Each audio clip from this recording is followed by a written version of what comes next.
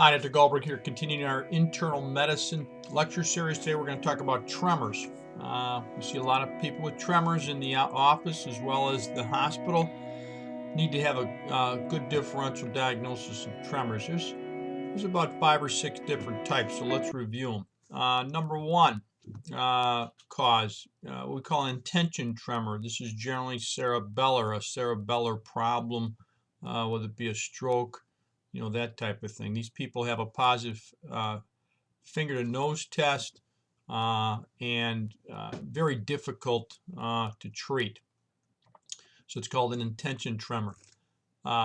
Second cause of tremor, which we'll talk about more in more detail today, is the essential tremor or the benign familial tremor. Runs in families.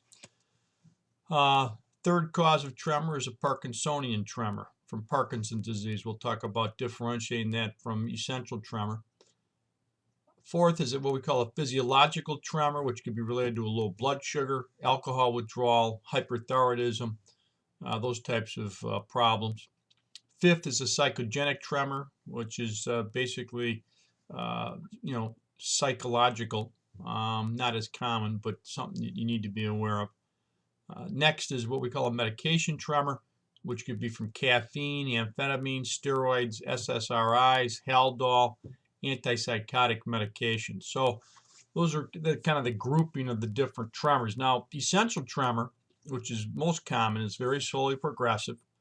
It's actually one of the most common neurological diseases. About 4% of people age 40 will have this. Starts in the arms, hands, first noted with writing, usually, or eating. Usually it's obviously an intention tremor. It goes to other areas like the head, neck, tongue, and legs. Stress usually makes it worse. Alcohol ingestion makes it better. Can progress, become very disabling. And as I said before, about half the cases are familial. Interestingly, Parkinson's disease can also develop in people with essential tremor, so it can be very difficult to evaluate. No cure for essential tremor, but we like to, patients will self-medicate themselves with alcohol. Otherwise, propranolol has been used for decades, and then mycilline or primidone is a second drug of choice. Other meds that we use are gabapentin, clonazepam, Topamax or topiramate, and Namenda.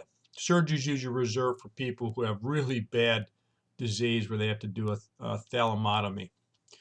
In terms of differentiating Parkinson's disease tremor from essential tremor, Parkinson's tremors are asymmetrical, whereas essential tremor is usually symmetrical. Parkinson's disease tremors are dopamine responsive, whereas essential tremors are not.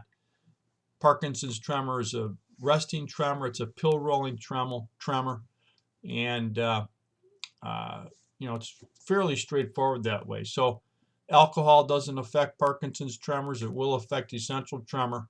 And again, essential tremor is not responsive to dopamine. So those are some key tidbits of information on tremor. Hopefully that'll help you as you see patients with tremor, which are quite common. Thanks, Dr. Gullberg, signing off.